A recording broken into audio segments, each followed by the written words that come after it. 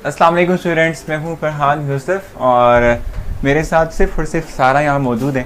अब देखना ये है कि कोई आता है या नहीं आता। सना और सारा सिर्फ ये मौजूद है, दोनों के अंदर मुश्तरक सिर्फ और सिर्फ एस का है। एक में आर आ रहा है और एक में सिर्फ एन आ रहा है। देखो मैंने कितना डिफरेंस निकाल लिया है। मैं वेला हूँ क्योंकि कोई बच्चा नहीं है यहाँ पर पढ़ाने को, तो मैं क्या पढ़ाऊँगा। जल्दी जल्दी क्लास ज्वाइन करो, जल्दी से, फ़ौरन फ़ौरन। सभी आज बाहर जो है वो जलथल हुई हुई है, मतलब अच्छा खासा पानी, अच्छा खासी बारिश। लाहौर में तो बहुत ज़्यादा बारिश हो रही है। पता नहीं आप लोगों की सिटीज़ में तो है या नहीं है, लेकिन मौसम बड़ा कमाल का हो रहा है। उसका असर थोड़ा बहुत मुझे पे भी दिखेगा। मेरा थोड़ा सा मुझे जो है वो फ्लू टाइप का हुआ है, तो कोशिश रहेगी कि हम जल्दी जल्दी और ठीक ठीक जो है पढ़ सकें। भाई सर्दी हो गई है, फिर ये कहाँ से हो गई है। हाँ जी भाई, मौसम बहुत अच्छा है, बहुत ज़बरदस्त कमाल का है। सर्दी वाला एलिमेंट कहाँ से आ रहा है भाई।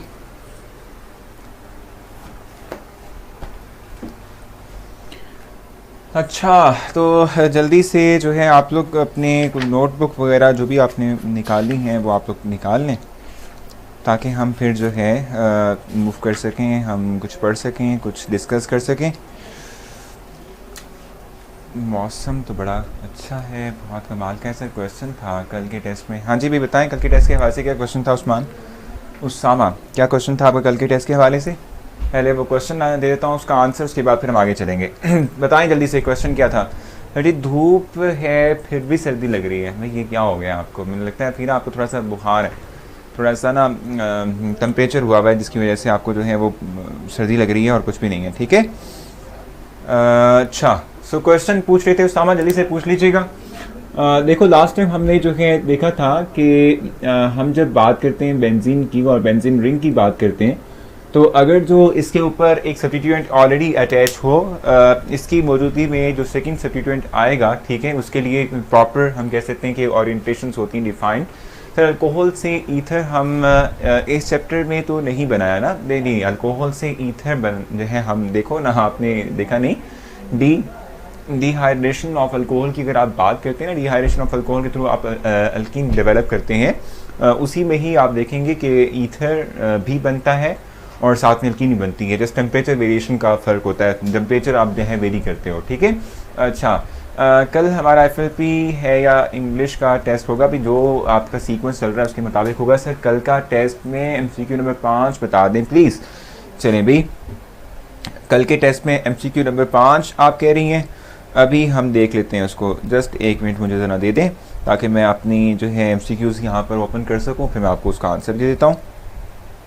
अच्छा, तो ये हमारे पास आ गए। तो MCQ नंबर 5 की स्टेटमेंट क्या थी बेसिक तौर पे। MCQ नंबर 5 की स्टेटमेंट थी हमारे पास, ethanol with concentrated sulphuric acid at 140 degree centigrade form diethyl ether because it involves low temperature and high concentration of ethanol. बिल्कुल ठीक तो है, बिल्कुल ठीक है। अच्छा सादिया, अच्छा अभी सर इंग्लिश का की क्लासेस ख़त्म हो गई हैं, तो क्या टेस्ट होगा। मैं कंफर्म करके बताऊंगा आप लोगों को। सर इंग्लिश का सिलेबस तो पता नहीं है हमें, आपको मैं कंफर्म करके बता दूंगा, फिर कोई मसला नहीं है। ठीक है, सिलेबस भी पता चल जाएगा आप लोगों को, और क्लास सॉरी टेस्ट अगर है या नहीं है उसके मुताबिक भी मैं कंफर्म आपको कर दूंगा कि वो हो रही है या नहीं हो रही।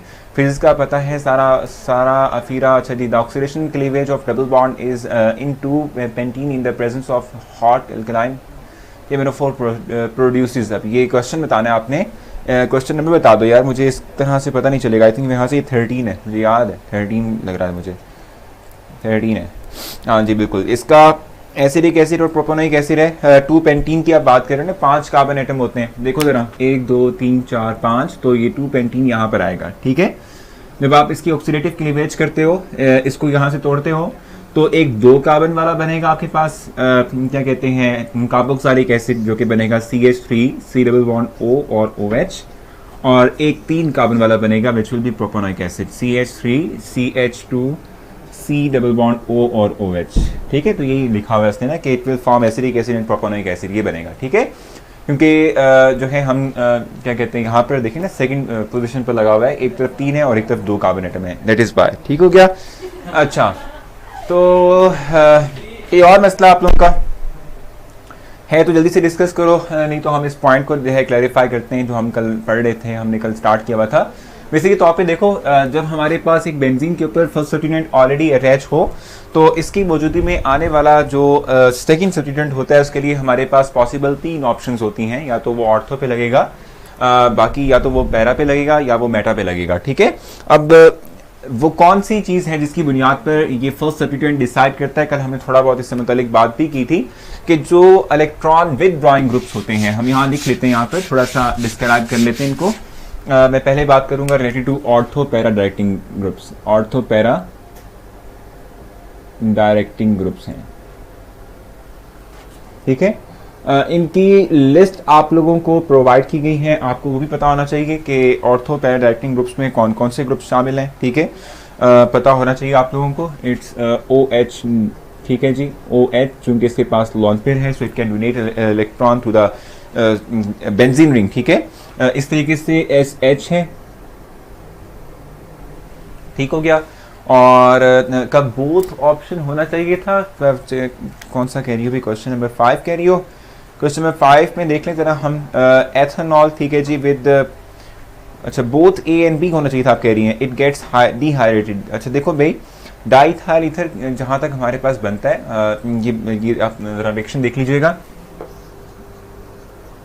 CH3 CH2 OH and then it with CH3 CH2 OH, ठीक है। इसके थ्रू हमारे पास डाइथाइल ईथर बनता है।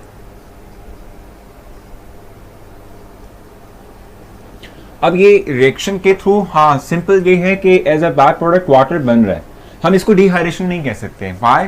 क्योंकि देखो डिहाइड्रेशन में हम स्पेसिफिकली तौर पे कहते हैं कि एक जो रिएक्टिंग स्पीशी थी उसमें से वाटर मॉलिक्यूल एलिमिनेट हुआ, ये एलिमिनेट करेगा अपने से water molecule and it will form CH2 and CH2 and water will eliminate from this molecule।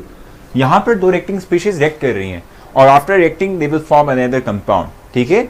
यहाँ पर ये टर्म डिहाइड्रेशन की हम लगा नहीं सकते। Which of the following has primary hydrogen, अच्छा ये वाली भी बड़ी मजे का क्वेश्चन था, इसका मुझे क्वेश्चन नंबर बता दोगे तो बहुत आसान हो जाएगा मेरे लिए ढूंढना, नहीं तो मुझे ढूंढना पड़ेगा। अच्छा खासा क्वेश्चन नंबर बता दो ना, मुझे इसमें समझ नहीं आएगी। किसी के पास क्वेश्चन नंबर अवेलेबल हो? वैसे मैंने अपलोड भी नहीं किया इसको, बहुत सुस्त हो गया हूँ मैं। हाँ जी बिल्कुल सही मिल गया मुझे। क्वेश्चन नंबर ये 18 है, which of the following will have primary alcohol, कैसे निकालते हैं ये देख लेते हैं। क्या पढ़ रहे हैं, थोड़ा सा वक्त तो यही डिस्कस कर रहे हैं, लास्ट में था। अच्छा 18 है ये क्वेश्चन, ठीक है। तो क्वेश्चन नंबर 18 का था, which of the following has only primary hydrogen. Primary hydrogen किस में जो है होता है, ठीक है, ओनली प्राइमरी हाइड्रोजन। देखो आपको कम से कम इन स्ट्रक्चर्स का पता होना बहुत ज़रूरी है, ठीक है, इन स्ट्रक्चर्स का आपको ज़रूर पता होना चाहिए। देखो हम नॉर्मल पेंटीन की बात करते हैं तो नॉर्मल पेंटीन है क्या, CH3 CH2 CH2 CH2 and this one CH3। अब देखो इसमें 1 2 3 4 5 पूरे हो गए। ये हमारे पास कौन सा है भाई, it's 1 degree carbon atom, it's 2 degree, it's 2 degree, it's 2 degree, it's 1 degree, यानी ये प्राइमरी और ये प्राइमरी के, बाकी सारे सेकेंडरी कार्बन एटम्स हैं, ठीक हो गया। अच्छा अगर हम दूसरे जो है उसकी बात कर लेते हैं तो आइसोपेंटीन है। आइसोपेंटीन का भी आपको पता होना चाहिए, आइसोपेंटीन जो है ड्रॉ करना आना चाहिए आप लोगों को, वो देख लो। सेकंड हमारे पास आइसोपेंटीन है, 1 degree, 2 degree, 3 degree, 1 degree and this one is 1 degree. So primary, primary, tertiary, secondary, primary, ठीक हो गया। और इसकी जो नेक्स्ट ऑप्शन थी वो नियोपेंटीन था और इसका स्ट्रक्चर क्या होता है, CH3 CH3 CH3 CH3। सो 1 डिग्री, 1 डिग्री, 1 डिग्री, ये भी 1 डिग्री। इस पे तो जो है हम कहते हैं ये 4 डिग्री है, क्वार्टररी है। सो सारे के सारे हमारे पास प्राइमरी हैं, ठीक है, यही लिखा हुआ है ना उसने, which of the following will always have primary hydrogen. देखो यहाँ पे क्वार्टररी जो कार्बन एटम है इसमें हाइड्रोजन तो है ही नहीं ना, there is no quaternary hydrogen atom, ठीक है। There is only one single type of hydrogen which is primary hydrogen atoms, ठीक हो गया, समझ आ गई आप लोगों को। That is why the third one is the right option, ठीक है। कोई और मसला, कोई और कंफ्यूजन जल्दी से बता दो, नहीं तो आगे चलते हैं। यहाँ तक कुछ पूछना है आपने तो बता दो, नहीं तो आगे चलेंगे। अच्छा यहाँ पर सादिया का था सर H2SO4 डिहाइड्रेटिंग एजेंट है तो इट गेट्स डिहाइड्रेटेड क्यों नहीं सर? देखो वही मैं बात कर रहा था आपसे कि डिहाइड्रेशन का मतलब होता है कि आपने एक ही कंपाउंड से वाटर को रिमूव करवाना होता है, ठीक है। अगर दो रिएक्टिंग स्पीशीज आपस में देखो रिएक्ट कर रही हैं, जैसे हम फॉर एग्जांपल ये कहते हैं if we react HCl with NaOH, इसके थ्रू हम क्या बना रहे होते हैं, इसके थ्रू बनाते हैं NaCl and water. So why we are not taking it as dehydrating reaction? Why? भाई रिएक्शन के थ्रू वाटर तो बन ही रहा है, बन रहा है कि नहीं बन रहा? बन रहा है वाटर, ठीक है, लेकिन हम इसको डिहाइड्रेशन में शुमार नहीं करेंगे. दो रिएक्टिंग स्पीशीज मिल रही हैं, उनमें जो आयंस प्रिपेयर हो रहे थे वो आपस में रिएक्ट कर रहे हैं, water as a by product ना रहे, ये डिहाइड्रेशन कंसीडर नहीं होगा. ये भी हम डिहाइड्रेशन कंसीडर नहीं करते. हाँ, इसको जरूर करते हैं जो रिएक्शन मेरे पहले राइट किया था, क्योंकि उसमें कंपाउंड से आपने वाटर को रिमूव करवा के उसी कंपाउंड को चेंज किया था, ठीक है ना. सो ये होता है हमारे पास, ठीक हो गया. अच्छा जी, दिमाग तो नहीं पड़ेगा, अभी बड़ा सिंपल सा है, ठीक है. 19 कर लेते हैं फिर हम आगे चलेंगे. 19th हमारे पास MCQ नंबर 9 क्या का आंसर फरियाल कह रही है, मैं बताया था आपको. Carbocation is formed as a result of heterolytic fission. यार जब भी आप हेट्रोलिटिक तौर पे तोड़ते हो ना, जैसे देखो ना for example if we take this one, यानी ये बॉन्ड है, ठीक है, इसको अगर आप तोड़ते हो, ठीक है, तो इसमें अगर आप हेट्रोलिटिक क्लीवेज करते हो, आप जानते हो कि it will carry partial positive charge and it will carry partial negative charge. जब ये बॉन्ड तोड़ोगे तो it will carry complete negative charge and it will carry complete positive charge. It's very simple, ठीक है. 9th वन की बात कर रही है फरियाल, तो 9th को भी देख लेते हैं भी. 9th हमारे पास क्या है, 1 mole of hydrogen hydrocarbon atom x react with completely with 1 mole of hydrogen gas, ठीक है, इन the presence of heated catalyst. What would be the formula? तो ये C5H10 बनता है इसका, ठीक है, C5H10 बनता है, ठीक है जी. C5H10 हमारे पास बनेगा, ठीक है. 1 मोल ऑफ हाइड्रोजन एक्स, ठीक है जी, reacts completely with 1 mole of hydrogen, ठीक है, gas in the presence of, ठीक है जी, heated catalyst. What would be the final product? तो ये C5H10 उसने मेंशन किया हुआ है. तो फिर आज उसका लेक्चर भी क्या हो रहा है, क्या समझ आ रही है, क्या क्या कर कह रहे हो आप लोग, क्या डिस्कशन चल रही है? मुझे जो है थोड़ा सा नहीं ठीक है, यही लिखा हुआ है, C5H10 लिखा हुआ है इसकी, ठीक है कामिल, C5H10 लिखा हुआ है. वो कहते हैं ना कि भाई वो बारिश हो रही है, उसकी वजह से मुझे थोड़ी सी इरिटेशन हो रही है मेरी आंखों में भी, और उसके अलावा थोड़ा मुझे फ्लू भी हुआ है. सो ये आपको बर्दाश्त करना पड़ेगा थ्रू आउट द लेक्चर. हाँ, अभी यहाँ तक क्लियर है आप लोगों को? तो न्यूमेरिकल टाइप क्वेश्चंस करने हैं इसलिए आज, अच्छा कुछ न्यूमेरिकल टाइप क्वेश्चंस करने. चलिए अभी फिर स्टार्ट करते हैं, अपने पॉइंट पर वापस आते हैं. बेसिक तौर पे मैं ऑर्थो पैरा डायरेक्टिंग स्पीशीज की बात कर रहा था, और ऑर्थो पैरा डायरेक्टिंग स्पीशीज में आप लोगों को मैं लिस्ट प्रोवाइड कर रहा था कि कौन कौन से कंपाउंड्स हैं वो ऑर्थो पैरा डायरेक्टिंग स्पीशीज में शुमार होते हैं. और उसके बाद फिर हम जो है चलेंगे इस तरफ के क्यों होते हैं. हाँ, डायरेक्टिंग ग्रुप में नहीं भाई, ये SH और क्या SH कह रहे हो भाई, ये है तो सही, ये है ऑर्थो पैरा डायरेक्टिंग ग्रुप के अंदर, ठीक है. अच्छा, तो ये है. इसके अलावा हम देखते हैं कि NH2 है, इसके पास भी लोन पेयर होते हैं, ठीक है. इस तरीके से NR2 है, ठीक है, ये भी हमारे पास ऑर्थो पैरा डायरेक्टिंग स्पीशीज में शुमार होता है. OCH3 है, जिसको एल्कॉक्सी का नाम देते हैं हम, ठीक है, एल्कॉक्सी, ये हमारे पास ग्रुप हैं, ये भी हमारे पास ऑर्थो पैरा डायरेक्टिंग ग्रुप में आएगा, ठीक है. इस तरीके से माइल्ड वे में क्लोरीन है, ठीक है, ब्रोमीन है, ये बॉर्डर लाइन केस होते हैं, ब्रोमीन, ठीक है, और आयोडीन, इनको भी हम शुमार कर लेते हैं, ठीक है. कौन से कंपाउंड्स यानी कौन से ग्रुप जो है ऑर्थो पैरा डायरेक्टिंग ग्रुप्स होते हैं, और ये करते क्या हैं?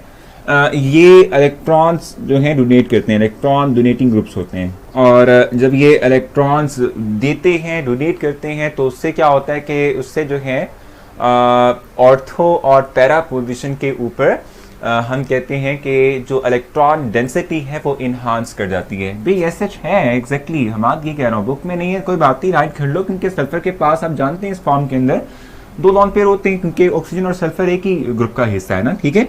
अच्छा, उसके बाद फिर हम नेक्स्ट क्या करते हैं भी, ये करते ये हैं कि ये इन्हांस करते हैं इलेक्ट्रॉन डेंसिटी को at ortho and para position, ठीक है, दीज ग्रुप, ठीक है. ये देखो हम इसमें यानी बेंजीन के अंदर हम करवाते भी यही हैं कि क्या कहते हैं, इलेक्ट्रोफिलिक सब्स्टिट्यूशन करवाते हैं. सो इलेक्ट्रोफिलिक सब्स्टिट्यूशन जो है उसमें एक अपकमिंग इलेक्ट्रोफाइल बेंजीन के ऊपर आके हाइड्रोजन को रिप्लेस कर रहा होता है, तो जाहिर सी बात है आसानी से रिएक्ट कर पाएगा, आसानी से रिप्लेस कर पाएगा, जहां उसके पास उसको लगेगा कि इलेक्ट्रॉन डेंसिटी ग्रेटर है. तो अगर ऑर्थो और पैरा पे ग्रेटर होगी तो इट विल क्या कहते हैं, attach itself with ortho and para position, ठीक है. इसी वजह से हम कहते हैं कि ये जो हमारा फर्स्ट सब्स्टिट्यूएंट है, अगर वो इनमें से कोई है जो कि इलेक्ट्रॉन पे डोनेट कर सकता हो टू द बेंजीन रिंग, ठीक है, इसमें इलेक्ट्रॉन डेंसिटी को इन्हांस कर सकता हो, तो वो फिर ऑर्थो और पैरा पोजीशन के ऊपर ही जो है अपना जो सेकंड सब्स्टिट्यूएंट है वो आकर अटैच होता है। ठीक है, यहाँ तक कुछ पूछने आप लोगों ने? सर ने क्या क्या पढ़ाया? अभी तो मैंने सिर्फ डिस्कशन की थी। NR3 इज इसमें था इन बुक। देखो NR3 की जहाँ तक बात है, अगर हम NR3 की बात करते हैं, नाइट्रोजन की इटसेल्फ आप जानते हो कि उसकी अपनी वैलेंसी क्या है, 3। अगर आप NR3 लगा रहे हो, so there is no further valency और ability of nitrogen to make bond, तो आप उसको फिर बेंजीन से कैसे रिलेट करवाओ, मतलब अटैच करवाओगे। ठीक है, हाँ, अगर लगता भी है तो इस पर पॉजिटिव चार्ज होगा, और पॉजिटिव चार्ज में इसने इलेक्ट्रॉन पे डोनेट किया होगा ऑलरेडी, तो फिर ये कैसे इलेक्ट्रॉन फर्दर दे सकता है, कैसे इलेक्ट्रॉन डेंसिटी को इन्हांस कर सकता है? It will B electron donating, नहीं विदड्रॉइंग ग्रुप बन जाएगा। NR3 की बात करते हैं, ऑर्थो पे लगेगा या मेटा पे भी, ये इनके थ्रू ऑर्थो या पैरा पोजीशन जो है हमारे पास आएगी। But about MBBS form Iran भी कर सकते हो, ऑन को मसला नहीं है। Sir ortho and para electron resonate कैसे करते हैं? डायग्राम की तो यार क्या कामिल, आप लोग FSC पढ़ रहे हो, क्या कर रहे हो भी आप लोग? NR3 मेटा डायरेक्टिंग ग्रुप है, exactly Afshan, Meta directing group है, क्योंकि अगर ये NR3 बेंजीन साथ लगा हो ना, तो इसके ऊपर जो है ऑलरेडी पॉजिटिव चार्ज होता है, क्योंकि इसने ये जो बॉन्ड बनाया होता है वो इलेक्ट्रॉन डोनेट करके अपने जो लोन पेयर को डोनेट करके जो है हम कहते हैं वो बॉन्ड बनाया होता है। ठीक है, तो उसके पास ऑलरेडी इलेक्ट्रॉन डेफिशिएंसी है, तो वो तो विदड्रॉ करेगा फ्रॉम द बेंजीन रिंग। ठीक है, तो वो तो इलेक्ट्रॉन विदड्रॉइंग हो गया, तो वो मेटा डायरेक्टिंग ग्रुप होगा। ठीक है, बाकी जहाँ तक बात जो है हम कहते हैं कि भाई हमारे पास डायग्राम के थ्रू बता दें, वेरी अलार्मिंग सिचुएशन कि आप लोग किस किस्म के जो है वो क्वेश्चंस वगैरह करते रहते हो जो रिक्वायर्ड ही नहीं है यार। ये देखो भाई, ये इधर आ गया, ठीक है, इधर आया तो भाई ये हमारे पास यहाँ पर डबल बॉन्ड बन जाएगा। जब यहाँ पर डबल बॉन्ड बना तो ये इधर आ जाएगा, यहाँ नेगेटिव चार्ज आ गया। ठीक है, नेक्स्ट में क्या होगा, ये इधर आ जाएगा और ये इधर चला जाएगा, यहाँ पर आ गया, ये इधर नेगेटिव चार्ज आ गया। ठीक है भाई, ये इधर आ जाता है, ये इधर आ जाता है,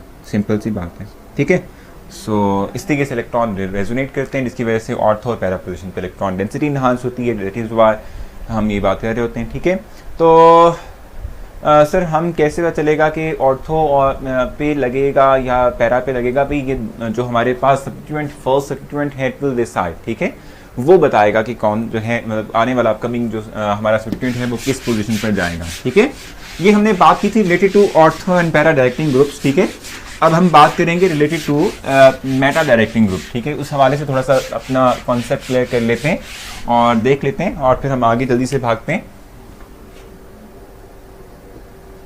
अब मेटा डायरेक्टिंग ग्रुप में भी आपको पता होना चाहिए कि कौन कौन से ग्रुप्स हमारे पास होते हैं, जो तमाम के तमाम वो ग्रुप्स के जो इलेक्ट्रॉन क्या कर सकते हो, विदड्रॉ कर सकते हो from the benzene ring, they will always behave as meta directing group. ठीक है, उसमें सबसे पहले तो वही जो भी अफशान कह रही थी, NR3 पॉजिटिव। ठीक है, ये हमारे पास होगा। ठीक है, इस तरीके से NO2 है,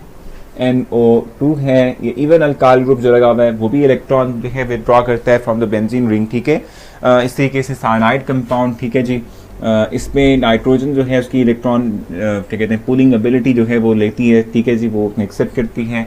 इनके पास लोन पेयर भी नहीं है ना, ठीक हो गया, आप बिल्कुल सही कह रहे हो कि पोटाशियम अपने कार्बोक्सिलिक एसिड फंक्शनल ग्रुप हैं, एल्डिहाइडिक फंक्शनल ग्रुप है। ठीक है, दीज ऑल आर, ठीक है, मेटा डायरेक्टिंग ग्रुप्स इनको हम कहते हैं भी, मेटा डायरेक्टिंग ग्रुप्स होते हैं।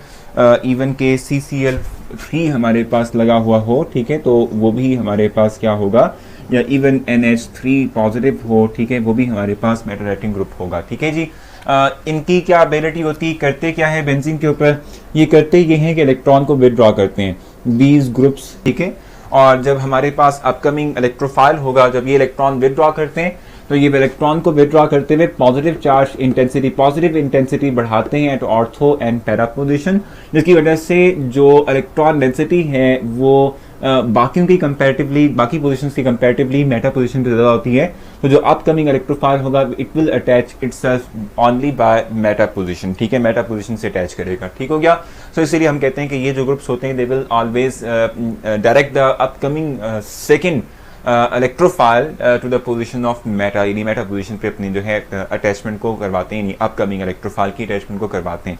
यहाँ तक कुछ पूछना है आप लोगों ने जल्दी से मुझसे, अगर आपने कुछ पूछना आप मुझसे पूछ लें, नहीं तो फिर हम जो है फॉरवर्ड मूव करेंगे और अपना नेक्स्ट चैप्टर जो है उसका बाकायदा आगाज़ करेंगे, कुछ उससे मुतालिक डिस्कशन कर लेते हैं और उस हवाले से मैं आप लोगों को कुछ गाइड कर देता हूँ। सब कोई मुश्किल वाली बात नहीं है, ठीक है भाई। सो अब नेक्स्ट जो हम स्टार्ट कर रहे हैं वो अल्काइल हैलाइड है, और अल्काइल हैलाइड में हम जो है डिस्कस करेंगे कि हमारे पास कौन कौन से पॉइंट्स हैं जो हमने इस पर डिस्क्राइब करने। बेसिकली तौर पे जो चैप्टर नंबर 10 है आप लोगों का फ्रॉम सेकेंड ईयर, ठीक है, वो भी कोई इतना मुश्किल वाली बात नहीं है। इंपॉर्टेंस ऑफ हमने अल्काइल हैलाइड्स की बात करनी है। सर आपसे एक रिक्वेस्ट है, ज़रूर सारा जल्दी से बताएं कि क्या रिक्वेस्ट है आपकी, और वो देख लेते हैं, कोई मुश्किल वाली बात नहीं है, ठीक है। सो देखो नेक्स्ट हमारे पास जो चीज़ आने वाली है, बेसिक तौर पे हम कुछ हेलो अल्कीन्स जो है इनके यूजेस को डिस्क्राइब करेंगे कि हम इनको जनरली कहाँ पर इस्तेमाल करते हैं, ठीक है। हेलो अल्कीन्स जो हैं इनको हम जनरली कहाँ पर इस्तेमाल करते हैं, ठीक है। बेसिक तौर पे ये हमें इस वक्त अंडरस्टैंड करना है और इसमें कोई मुश्किल वाली बात नहीं है।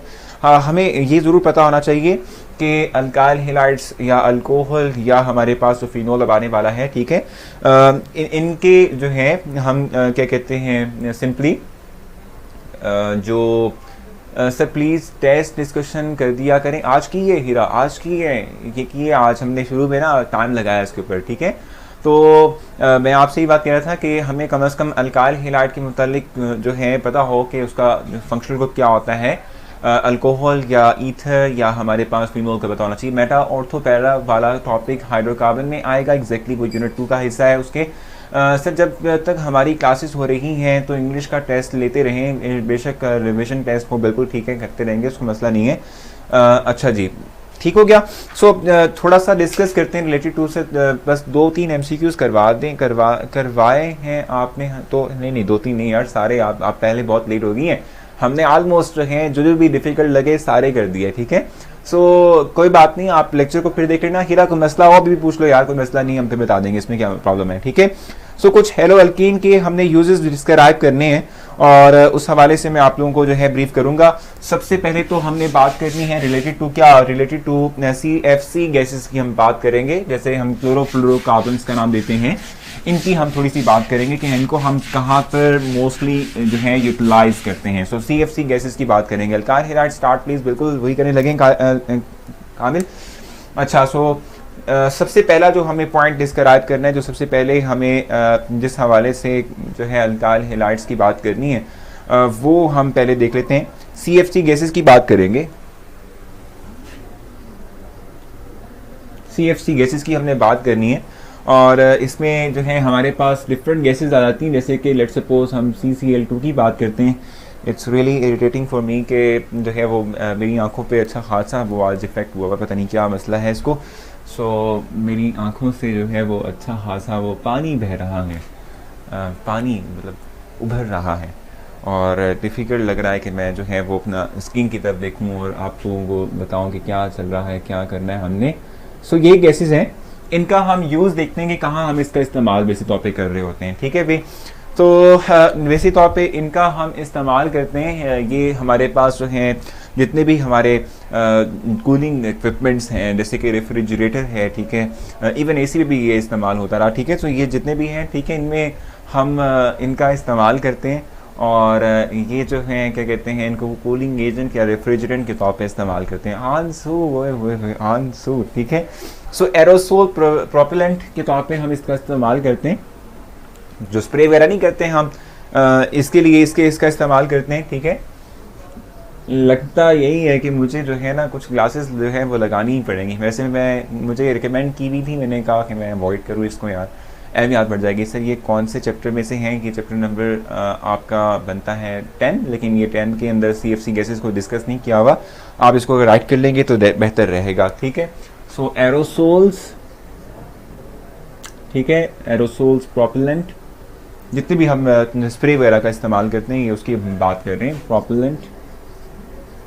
और इसके अलावा जो है हम इसका कहाँ पर इस्तेमाल करते हैं? सॉल्वेंट के तौर पे इस्तेमाल करते हैं प्रोपेलेंट्स, सॉल्वेंट,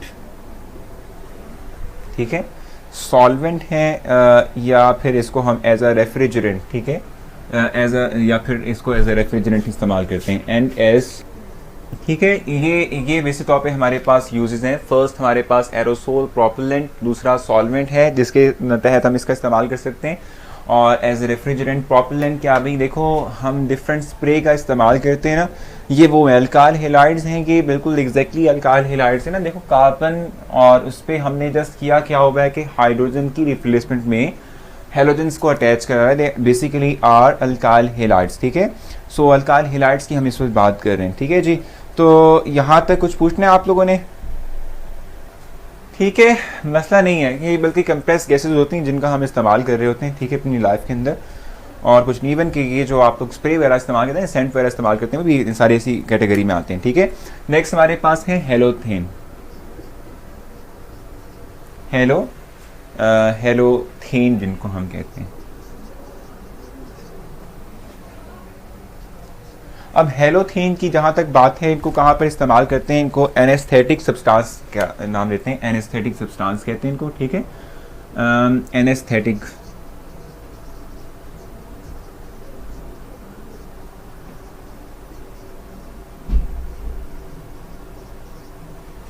ठीक है, एनेस्थेटिक सब्सटेंस कंसीडर करते हैं इनको।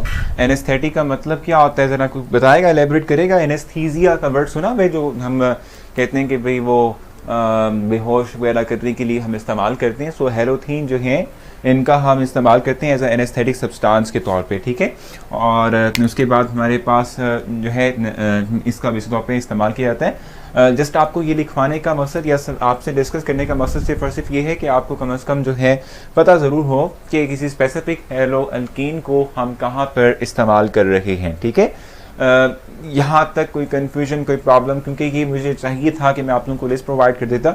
अगर आप लोग इस बात को एग्री करें तो मैं आप लोगों को इसकी लिस्ट प्रोवाइड कर दूंगा, हमें डिस्कस करने की मेरे यहाँ से ज़रूरत नहीं है, अगर आप लोग एग्री करते हैं। क्योंकि यार ये तो सारे यूजेस हैं, मैं आपको इसकी एक जो है टेबल बना के दे दूँ और वो शेयर कर लूँ, वैसे हम कर रहे थे पहले भी। सो अगर आप लोग कहते हो कि वैसे कर दूँ तो आप लोगों को मैं प्रोवाइड कर दूँगा, क्योंकि यार ये कुछ भी समझने वाली बात इसमें है नहीं है। सो अगर आप लोग कहते हो तो मैं इसकी लिस्ट प्रोवाइड कर दूँगा आप लोगों को, क्या कहते हो? ठीक है, बल्कि इसकी जगह पर हम एक जो है MCQ डिस्कस कर लेते हैं, कम से कम इससे बेटर रहेगा, तो वो कर लेते हैं। क्योंकि हमें इसमें कुछ समझने वाली बात नहीं लगती, नहीं है, बड़ी अजीब लगता है कि यार हम जो है सिर्फ और सिर्फ यूजेस को डिस्कस कर रहे हैं और यूजेस में कुछ है भी नहीं। ठीक है, लिस्ट प्रोवाइड कर देंगे आपको।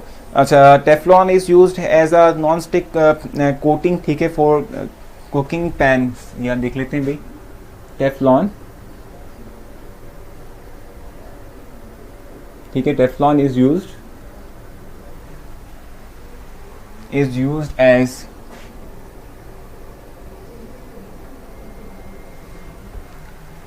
As a non stick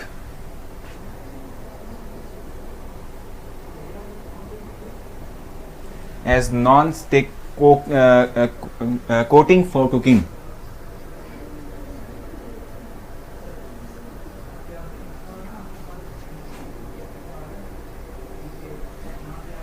Cooking pans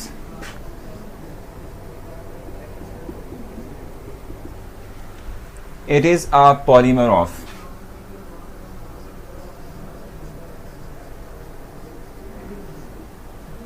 A option हमारे पास क्या है इसकी? फर्स्ट वन इथाइलिन,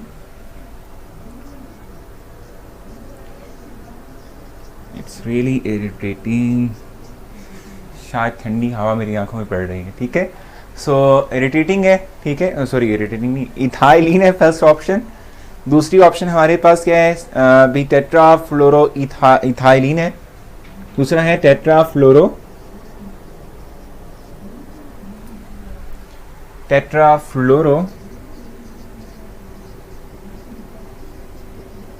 इथाइलिन, ठीक है।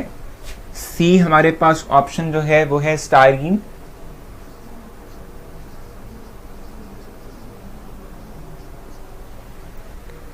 और द लास्ट वन इज क्लोरोफ्लोरोमीथेन।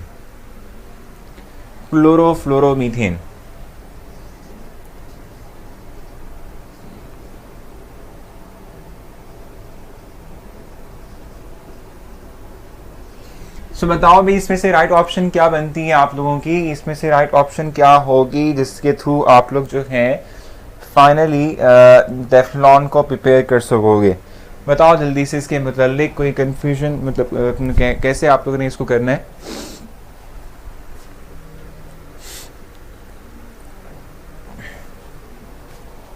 पढ़ा हुआ डायरेक्शन किया आप लोगों ने, इसको आपने देखा हुआ है, इसको क्या कहते हैं, कैसे इसको प्रिपेयर करना है? इवन मेरे ख्याल से ये चीज़ आप लोगों की गिवन है जब आप लोग जो है आगे जाके मैक्रोमोलिक्यूल्स की बात करोगे।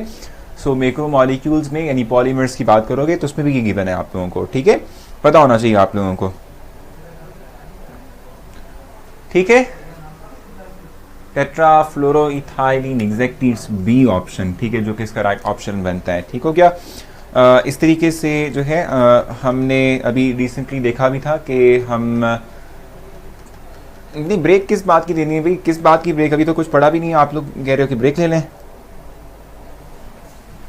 अच्छा, अब एक क्वेश्चन और कर लेते हैं, ठीक है, एक क्वेश्चन और कर लेते हैं।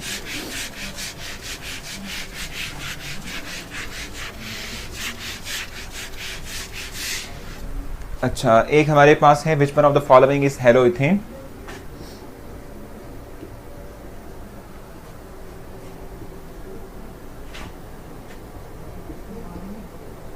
Which one of the following is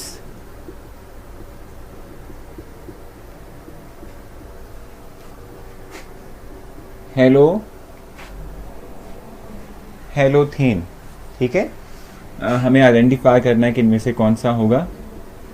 A option हमारे पास है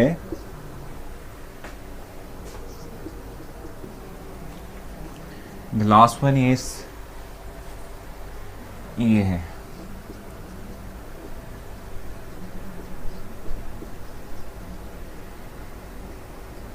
अब इनमें से कौन सा हमारे पास ऑप्शन राइट ऑप्शन कंसीडर की जाएगी, आपने बताना है। सो आप लोगों को थोड़ी बहुत अंडरस्टैंडिंग है इस हवाले से, तो it's the right option is C, ठीक है, सी इसका राइट ऑप्शन बनेगा, जो कि बहुत इजी था, इसमें कोई मुश्किल वाली ऐसा सच बात नहीं है, ठीक है। सो इस तरीके से जो है हम आइडेंटिफाई कर सकते हैं डिफरेंट तरह के कंपाउंड्स को और उनको एनालाइज कर सकते हैं। हमने यूजेस जो हैं इस हवाले से बात की है। अब हम चलते हैं towards the reaction of alkyl halide. अगर आप लोग एग्री करें तो हम फिर रिएक्शंस ऑफ अल्काइल हैलाइड की बात करेंगे और थोड़ा सा उसका कॉन्सेप्ट डिलीवर करते हुए मैं आप लोगों को जो है एमसीक्यूज़ की तरफ ही ले जाऊंगा, ठीक है। डिस्कस करते हैं रिलेटेड टू अल्काइल हैलाइड्स, ठीक है जी, और उसके बाद फिर हम थोड़ा सा उसके मतलब बात करेंगे, उसके रिएक्शन जो अपने एमसीक्यूज़ की टाइप बनती है उसकी, ठीक है, उसकी हम बात करेंगे। अच्छा, मैंने आप लोगों के लिए जो है एक क्या कहते हैं ना भाई, वो वर्कशीट बना ली हुई है, ठीक है, जो कि चैप्टर प्रीवियस हमने डिस्कस किया था, उस हवाले से मैंने एक वर्कशीट बनाई हुई है, वो मैं अभी क्लास के फ़ौरन बाद अपलोड कर दूंगा इंशाल्लाह, ठीक है। उसको आप लोग डाउनलोड कर लीजिएगा, उसको सॉल्व कीजिएगा और मेरी पूरी कोशिश है कि आज रात तक मैं कम से कम 2 वर्कशीट्स अपलोड कर दूँ आप लोगों के लिए फर्दर आगे जो हम पढ़ रहे हैं उस हवाले से। और जो है कोशिश मेरी रहेगी कि मैक्सिमम और जितनी हो सकें, जितना भी हमने आगे जो है कवर करना है, क्योंकि हमारे पास अब सिलेबस थोड़ा ही रह गया है। मैं चाहूँगा कि कुछ ना कुछ उस हवाले से मटेरियल आप लोगों को मैं प्रोवाइड कर दूँ कि जो आप लोग देखें, जो आप लोग सॉल्व करें, जिससे कि आप लोगों को पता चले टाइप ऑफ क्वेश्चंस क्या होंगे जो कि आप लोगों ने करना है। और ये देख लीजिएगा, जिन लोगों ने अभी जो है यूईटी का टेस्ट दिया था बायोमेडिकल इंजीनियरिंग के लिए, उन्होंने देखा भी होगा कि केमिस्ट्री का पोर्शन इतना मुश्किल नहीं होता, ठीक है। अगर आपने थोड़ा सा गो थ्रू किया हो, अच्छे से गो थ्रू किया हो, तो कोई भी क्वेश्चन इतना मुश्किल नहीं होता। प्रॉब्लम जहाँ पर आप लोगों को आ सकती है वो न्यूमेरिकल बेस्ड क्वेश्चन है, उसमें हमने बहुत मेहनत पहले भी की हुई है, अभी भी आप लोग कर रहे होगे। बाकी मेरे ख्याल से इतना मुश्किल नहीं लगता आप लोगों को लगेगा। मुझे लगा सर कह रहे हैं कि मैं आप लोगों के लिए पार्टी का एहतमाम कर रहा हूँ। भाई पार्टी का एहतमाम कर रहा हूँ, दुआ आपने जो है फंडिंग दी है पार्टी के लिए, भी बताओ ना। दुआ आपने कोई पार्टी शार्टी का एहतमाम हमारे लिए किया है, बताओ ना भाई। कुछ जो है ऐसे करते हैं, चलो ऐसे कर लेते हैं हम, जो है वो शेयरिंग कर लेते हैं और सबको पार्टी देते हैं, क्या कहते हैं आप लोग? थैंक्स सर हौसला देने के लिए। हाँ भी हौसला नहीं, ये सच्ची बात है यार। आप जितने भी पास पेपर्स निकाल के देखेंगे सब में आसानी होती है, मुश्किल वाली बात नहीं होती। हमारी भी फेवर करवाएंगे, हाँ जी करवा देंगे, देखते हैं क्या होता है। अच्छा सही है। अच्छा, बाकी सब्जेक्ट्स का भी नहीं, बाकी सब्जेक्ट्स का तो नहीं, मैं अपने सब्जेक्ट की बात कर रहा हूँ, वो बहुत आसान होता है, ठीक है। अल्काइल हैलाइड के रिएक्शंस है ना, बिल्कुल एग्जैक्टली बीटा एलिमिनेशन रिएक्शन, और हम SN1 SN2 की बात करेंगे, ठीक है भाई। हाँ भाई मैं तो कह रहा हूँ दुआ। चलो कोई बात नहीं, ठीक है। चलिए जी स्टार्ट करते हैं, रिएक्शंस ऑफ अल्काइल हैलाइड की बात करेंगे थोड़ा सा।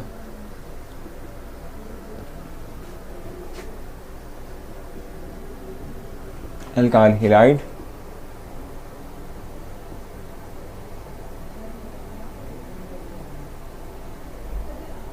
ठीक है, इससे मुतालिक हम बात करते हैं।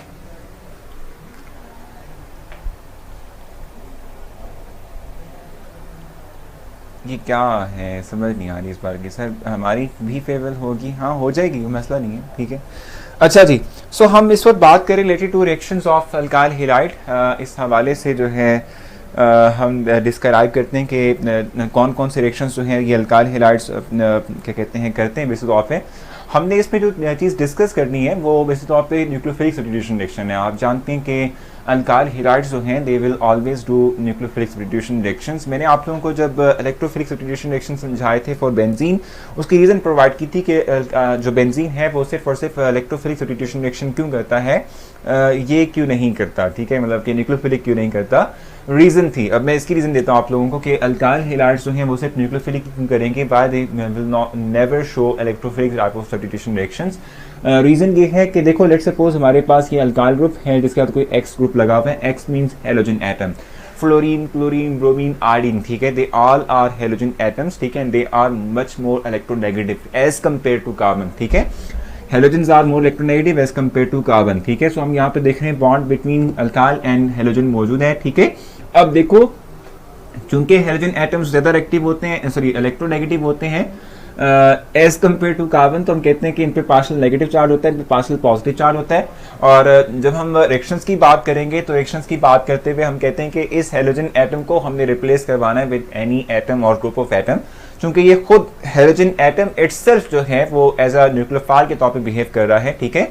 सो हम कहते हैं कि फिर मोस्ट प्रोबेबली तौर पे यहाँ पर जो रिएक्शन होते हैं वो न्यूक्लियोफिलिक सब्स्टिट्यूशन रिएक्शंस होते हैं कि हाँ एक न्यूक्लियोफाइल एक स्ट्रॉन्ग न्यूक्लियोफाइल जो है वो अटैक करेगा इस अल्काइल हैलाइड पर और उसके बाद इससे हेलोजन को रिमूव करवाएगा और अपने आप को अटैच करवाएगा, ठीक है। So why alkyl halides mostly do nucleophilic substitution reactions because they have nucleophile क्या कहते हैं न्यूक्लियोफिलिक सेंटर, और न्यूक्लियोफिलिक सेंटर जो है चूंकि इनके अंदर है तो आने वाला अपकमिंग न्यूक्लियोफाइल इस न्यूक्लियोफाइल को रिमूव कर सकता है और कोई फाइनल प्रोडक्ट की फॉर्मेशन कर सकता है, ठीक है। अब मैं चाहूँगा कि मैं एक दफ़ा इनकी जो गुफ्तगू है इसको फाइनल टच दे दूँ। अच्छा, रवीज़ होता तो कहता सर, लेकिन सर लाखों कमाते हैं वाह अरे वाह, क्या ही बात है आप लोगों की, ठीक है। अच्छा हाँ, मेरे अंदर तो 50-60 बैंक मेरे अंदर ही हैं सर। आप मेरे ऑफ़र पर गौर किया करें भाई, देखते हैं, चलें गौर करते हैं क्या आपकी ऑफ़र थी, फिर हम आगे चलते हैं। ओके सर, 5000 आपकी तरफ से और 50 मेरी तरफ से। अच्छा चलो मान लिया ऑफ़र मान ली, कोई मसला नहीं है, ठीक है। 5000 मेरी तरफ से, बाकी आपकी तरफ से जितने भी लगे, ठीक है। अब करते हैं कुछ ना कुछ इसका इस्तेमाल, ठीक है जी। अच्छा जी, ठीक है। यहाँ तक मैंने आप लोगों को सिर्फ ये आइडिया दिया है कि why alkyl halides do only nucleophilic substitution reactions because they carry nucleophilic centre and we replace this nucleophilic centre with strong nucleophile, ठीक है। और स्ट्रॉन्ग न्यूक्लियोफाइल जिस वीक न्यूक्लियोफाइल को रिप्लेस करेगा, that is why we claim it to be as nucleophilic substitution reaction, ठीक है। अब आप जानते हैं कि न्यूक्लियोफिलिक सब्स्टिट्यूशन रिएक्शंस दो तरह के होते हैं, SN1 और SN2, ठीक है। SN1 और SN2 होते हैं, मैं जस्ट केस डिस्कस करूंगा, डिटेल्स में नहीं जाऊंगा, ठीक है। पॉइंट्स आप लोगों को ऑलरेडी पता है इन तमाम के हवाले से, ठीक है। तो जस्ट जो है हम ओवरऑल एक जो है हम कहते हैं कि थोड़ा सा डिस्कस कर देते हैं इन रिएक्शंस को, इन टाइप्स ऑफ जो है न्यूक्लियोफिलिक सब्स्टिट्यूशन रिएक्शंस को डिस्कस कर लेते हैं, फिर हम इसके एमसीक्यूज की तरफ मूव करेंगे, ठीक है। हम अभी फिर बस डिस्कस कर लेते हैं रिलेटेड टू SN2। इसको हम कैसे राइट करते हैं, why we are calling it as nucleophilic substitution SN2। Reason क्या है, ये तो है न्यूक्लियोफिलिक, ये है सब्स्टिट्यूशन। तो 2 क्या शो करता है, बाय मॉलिक्यूलर को, nucleophilic substitution reaction bimolecular, these are called as nucleophilic substitution reactions bimolecular, ठीक है। और ये जो SN2 मैकेनिज्म शो करने वाले अल्काइल हैलाइड्स होते हैं, they are mostly primary alcohol, ठीक है। प्राइमरी अल्कोहल हमारे पास होते हैं। होता क्या है इसके अंदर, होता कुछ इस तरीके से है कि हमारे पास जो है एक अल्काइल हैलाइड है और इस अल्काइल हैलाइड के ऊपर हम कहते हैं कि भाई हमारा मतलब कोई भी एक जो है न्यूक्लियोफाइल अटैक करता है, ठीक है, न्यूक्लियोफाइल कहता है अटैक करता है, जिसके थ्रू हमारे पास एक इंटरमीडिएट जो है वो डेवलप होता है। वो इंटरमीडिएट कुछ इस तरीके का होगा और यहाँ पर हमारे पास ये है और फाइनल प्रोडक्ट बनेगा।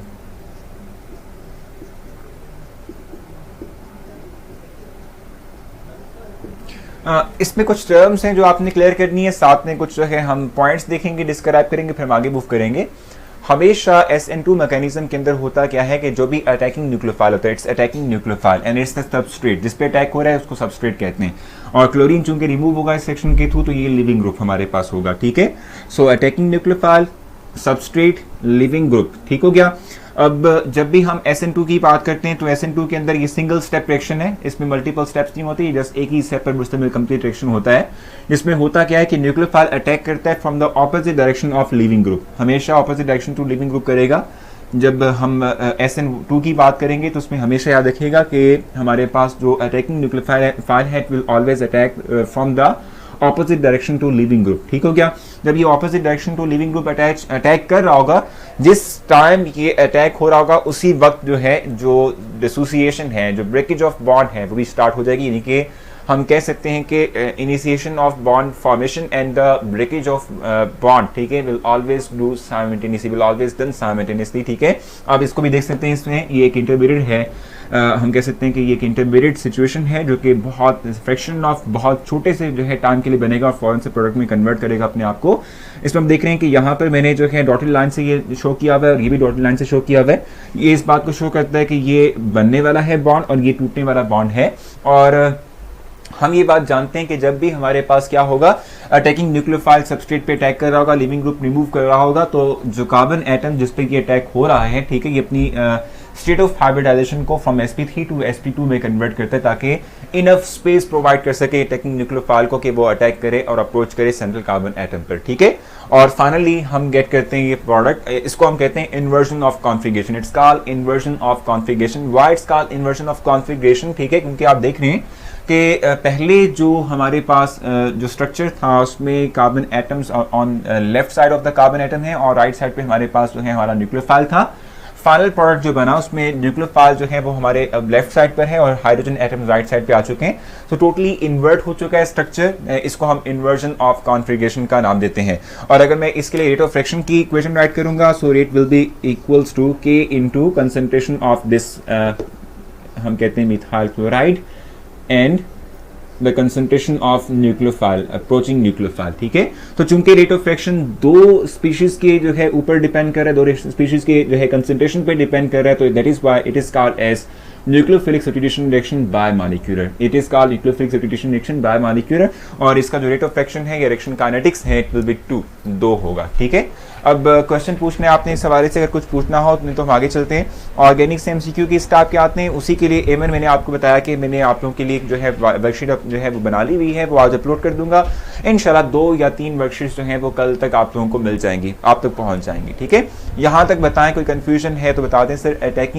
अटैकिंग से हाइड्रोजन की पोजीशन चेंज होती है, बिल्कुल ऐसा है, क्योंकि देखो एक ही स्टेप में सारा कुछ हो रहा है, एक ही स्टेप में अटैकिंग न्यूक्लियोफाइल अटैक कर रहा है और लिविंग ग्रुप रिमूव हो रहा है। सो हम कहते हैं कि इन्वर्जन हो जाएगी, यानी इनफ स्पेस प्रोवाइड करने के लिए इस अटैकिंग न्यूक्लियोफाइल को ये हाइड्रोजन एटम अपनी लोकेशन को चेंज करते हैं। Sir during the attack nucleophile why state of hybridisation change just to provide the enough position, enough space, ठीक है,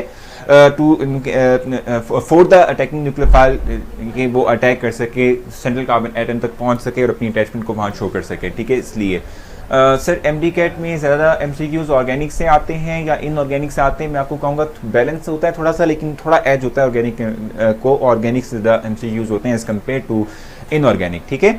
कोई वेडनेसडे केमिस्ट्री लेक्चर के नोट सेंड कर सकता है? वेडनेसडे के कौन से होते थे?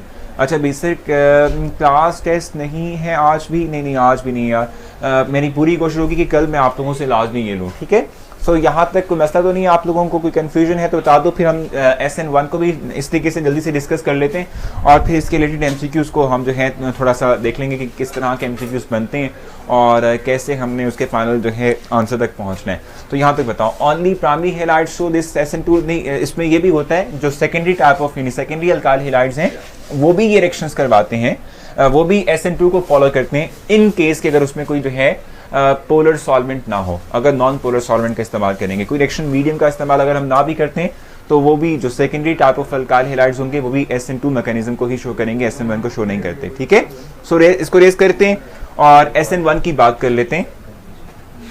बिल्कुल दोनों करते हैं, depends upon the reaction conditions, ठीक है, जो हमको अप्लाई कर रहे होते हैं, जिनको हम प्रोवाइड कर रहे होते हैं जैसे कहाँ पे।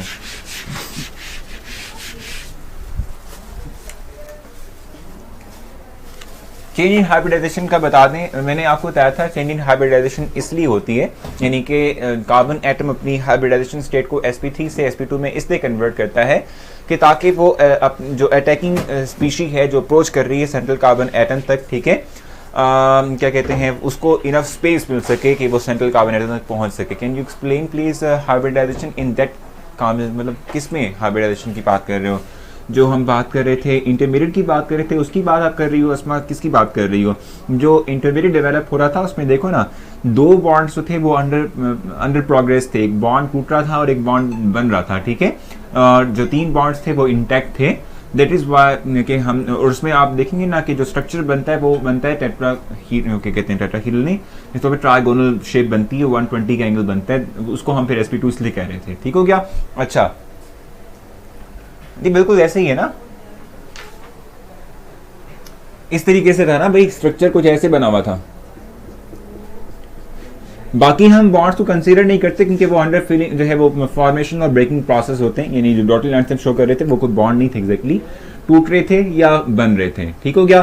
तो यहाँ पर बाकी शेप देखें तो ये 120 का एंगल बनता है और जो शेप बनती है वो ट्राइगोनल शेप बनती है, विच इज sp2 हाइब्रिडाइजेशन। ठीक है, sp2 होती है, टेट्राहीड्रल होती है in case of simple sp3। ठीक है, सो इसीलिए हम कहते हैं कि ये स्टेट ऑफ हाइब्रिडाइजेशन को चेंज करते हैं ताकि इनफ स्पेस हो अटैकिंग न्यूक्लियोफाइल के लिए कि वो अटैक कर सके, सेंट्रल कार्बन एटम तक अप्रोच कर सके। समझ आ गई आपको? ठीक है, अब चलें SN1 की तरफ। इसको SN1 क्यों कहते हैं? It's called nucleophilic substitution reaction unimolecular. ठीक है, अच्छा अदल कामिल ने डाल दिया था कंफ्यूजन में। ठीक है, न्यूक्लियोफिलिक सब्स्टिट्यूशन रिएक्शन यूनिमॉलिक्यूलर इसको हम कहते हैं। ये वैसे तौर पे 2 स्टेप पर मुश्तमिल रिएक्शन है जिसमें कि हम मोस्टली तौर पे टर्शियरी अल्काइल हैलाइड ले रहे होते हैं। और टर्शियरी अल्काइल हैलाइड्स रिएक्शन क्यों करते हैं, इसकी रीजन है स्टीरिक हिंड्रेंस। ये वर्ड आपने सुना होगा, मैं भी आप लोगों को ये थोड़ा सा बता देता हूँ।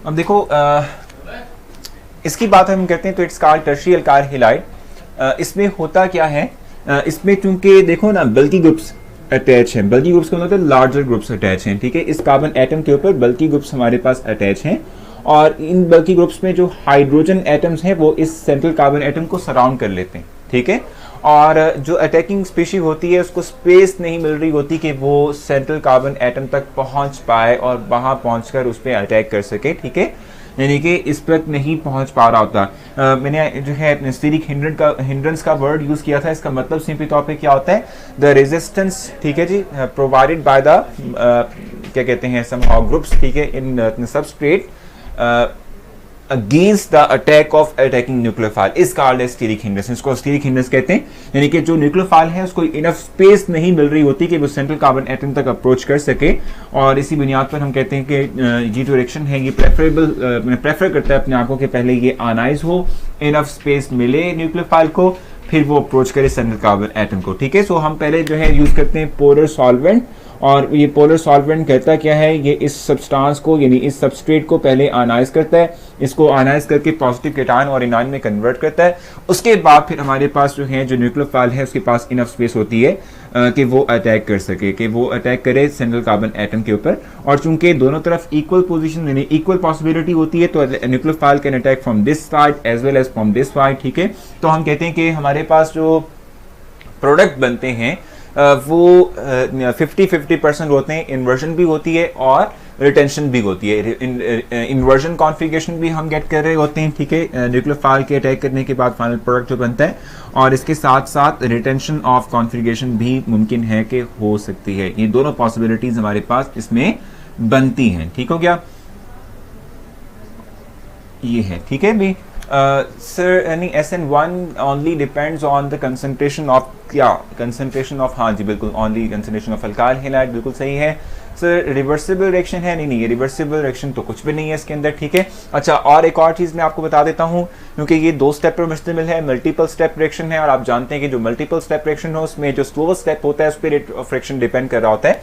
So rate of friction only depends upon the concentration of just one alkyl halide.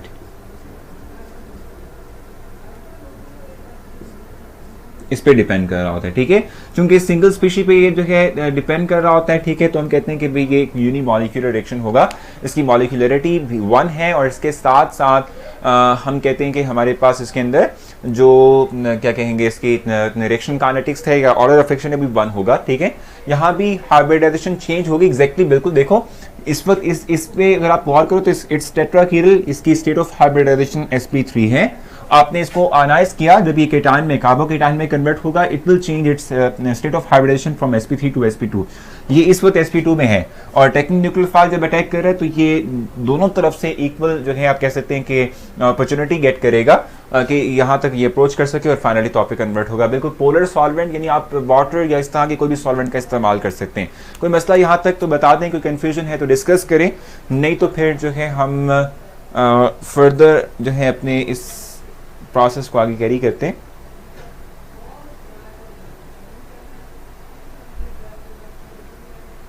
हाँ जी भाई,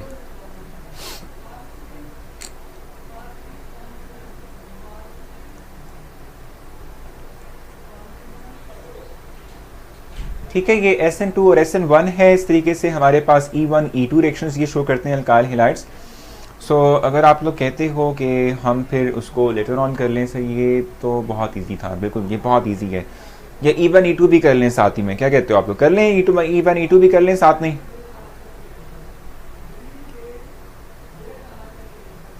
कर लें E1 E2 भी ना।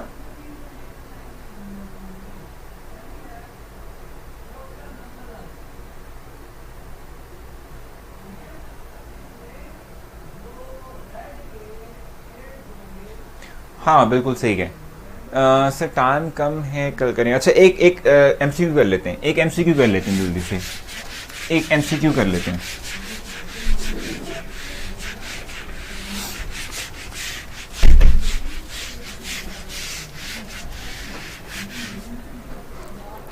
एक्शन है, मतलब MCQ की स्टेटमेंट है, which of the following is correct order of decreasing SN2 reactivity.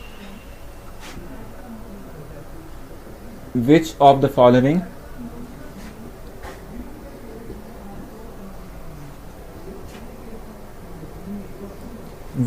the following is correct order of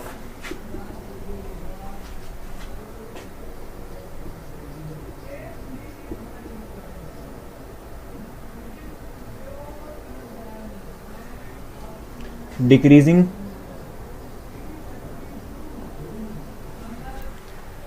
SN2 reactivity?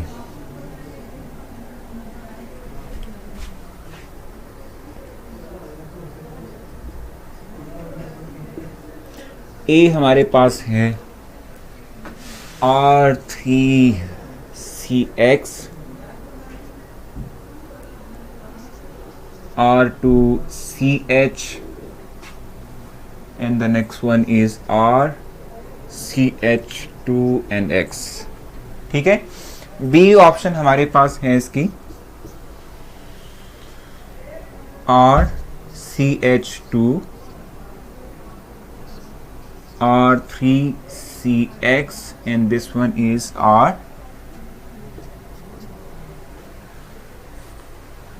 R2CH और X।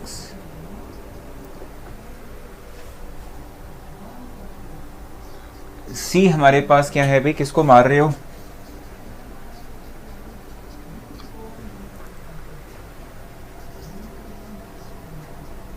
and the last one is R CH2 and X and D1 इसका option D क्या हमारे पास बनेगा R CH2X is greater than R2 CHX is greater than R3CX। बताएं यहाँ तक, बताएं जल्दी से कि क्या ऑप्शन इसका राइट होगा।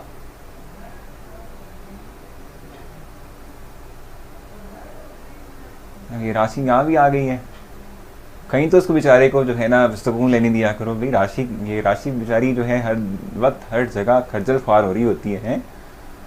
सो फिर वक्त बताओ इसका आंसर क्या होगा।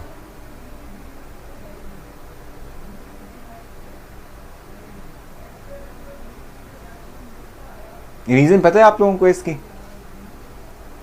रीजन भी एक्सप्लेन कर दो साथ में, रीजन भी एक्सप्लेन करो भाई। डी ऑप्शन क्यों कह रहे हो आप लोग? ठीक है ये भाई SN2 की जहाँ तक बात है ना, ठीक है, पहली बात तो यही कि जो भी हम डिस्कस भी कर रहे थे, हमने पढ़ा भी इस हवाले से कि जहाँ तक बात है SN2 की, और SN2 में हम रिएक्शन की बात करते हैं तो चूँकि सिंगल स्टेप रिएक्शन है, सिंगल स्टेप होने की बुनियाद पर हम कहते हैं कि हमारे पास जो रिएक्शन है, ठीक है, उसमें फिजिबिलिटी ऑफ यानी जो अप्रोच करेगा न्यूक्लियोफाइल को क्या है, ठीक है, उस हवाले से हम बात करते हैं। हम अगर प्राइमरी जो है अल्काइल हैलाइड की बात करेंगे तो it's very easy for any nucleophile to approach, ठीक है, किस हवाले से, किसके ऊपर भी, सेंट्रल कार्बन एटम के ऊपर, ठीक है। सेकेंडरी में क्या होगा, बल्कीनेस इंक्रीज होगी, बल्की ग्रुप इंक्रीज करेंगे तो रेजिस्टेंस या स्टेरिक हिंड्रेंस बढ़ जाएगी, और टर्शरी में स्टेरिक हिंड्रेंस सबसे ज़्यादा है, ठीक है, क्योंकि यहाँ तो हम पहले यही बात करते हैं ना, सिंगल स्टेप रिएक्शन है, हमारे पास यहाँ पर आयनाइजेशन होती नहीं है, आयंस डेवलप नहीं होते, ठीक है, कीटान इनान बनता नहीं है। सो फिजिबिलिटी ऑफ रिएक्शन हमें देखना होता है कि रिएक्शन के अंदर जो न्यूक्लियोफाइल है क्या वो अप्रोच कर पाएगा सेंट्रल कार्बन एटम पर, ये नहीं कर पाएगा। यहाँ पर स्टेरिक हिंड्रेंस सबसे कम है, यहाँ पर बढ़ जाएगी, और वहाँ पर सबसे ज़्यादा होगी, इसलिए हम कहते हैं कि ये ऑर्डर इसका करेक्ट ऑर्डर होगा। It's more active than this one and this is more active than other one for in case of SN2 reaction, in case of SN2 mechanism, ठीक है जी। अब आपसे जो है कल मुलाकात होगी, कल हम E1 E2 को कंपेयर करेंगे और इसको फाइनल टच देते हुए अल्काइल हैलाइड्स को हम कल कंप्लीट कर लेंगे, कल ख़त्म कर देंगे, ठीक है, ठीक है जी। सो अपना ख्याल रखें, कल तक के लिए अल्लाह हाफिज़।